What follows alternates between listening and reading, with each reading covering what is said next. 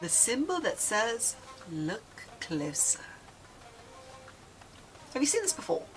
This thing, right here. It's not just a greater than sign. It's older than algebra, older than computers, and older than the quotation mark. It's called a diple, from the Greek word diple, meaning double. It is one of the oldest punctuation marks still echoing in modern text. Before footnotes, before quotation marks, before formatting rules at all, scribes marked special lines with this. And it meant, pay attention, this matters, read it again. Today, we're going to uncover the story of this tiny angle. From ancient scrolls to divine messages, from epic formatting to modern world building to programming, this is the Diple, and it's still pointing the way today. I'm Lynx, indie author, comic artist, and game dev, and if you enjoy learning the lore behind the language we use every day, or the philosophy behind the punctuation which shapes how we communicate, do me a favour, do the algorithmy things. Click subscribe if you want to follow along on the journey, and if you get something out of these videos, do me a favour and give it a like. And if you'd like to be notified whenever I drop a new video, which is just about every day, hit the bell and it will let you know when a new video is queued up. Alright, let's get back into the video. Origins, Greek scribes and the mark of emphasis.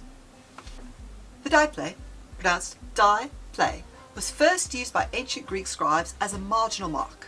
Its purpose? To signal that the line next to it was important. Often a quote from another work, a direct statement of authority, a commentary of special value. The shape was originally made with two strokes, just like a sideways V, but like this. It comes from the Greek double writing, but not in the sense of duplication, but in the sense of this is layered. My little layers.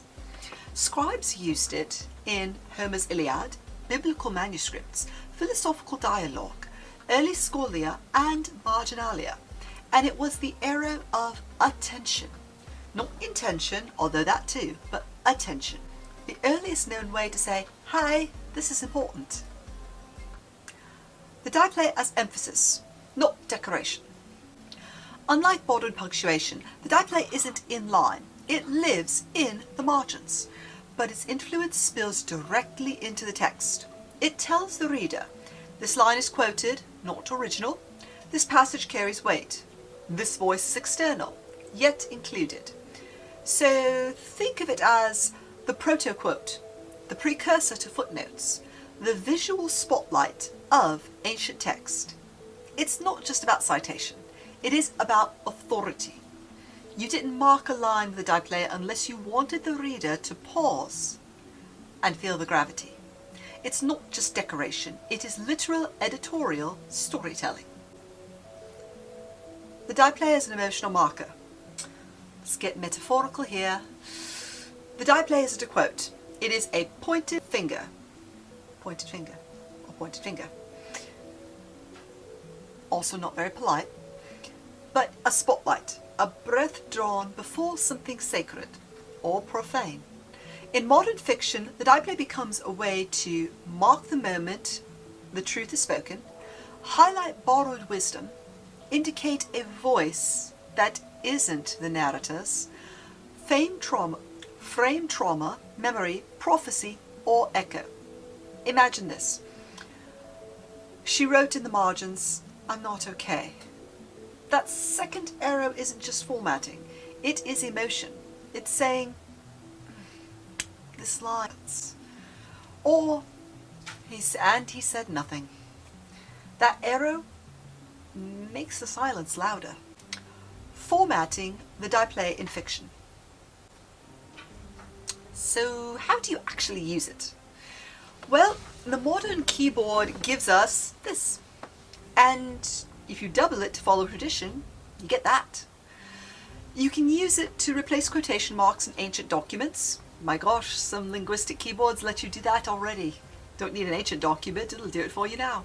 You can use it to show emphasized speech, frame ritual or chant lines, highlight prophetic dialogue, or insert meta-authorial margin notes.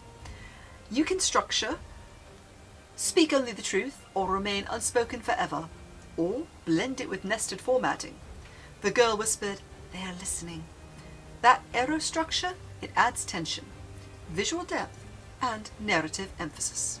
World building with the Diple. In fantasy or sci-fi, the Diple can become a sacred glyph.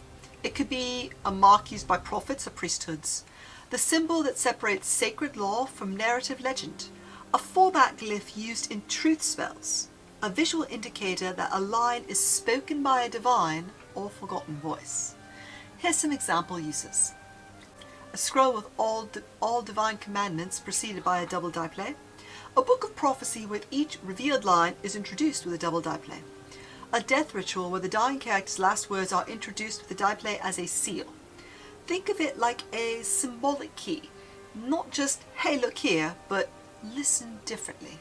Typography, code, and modern use. Let's get typographic. You love it when I get technical. How to type the Diple. It is usually represented by this.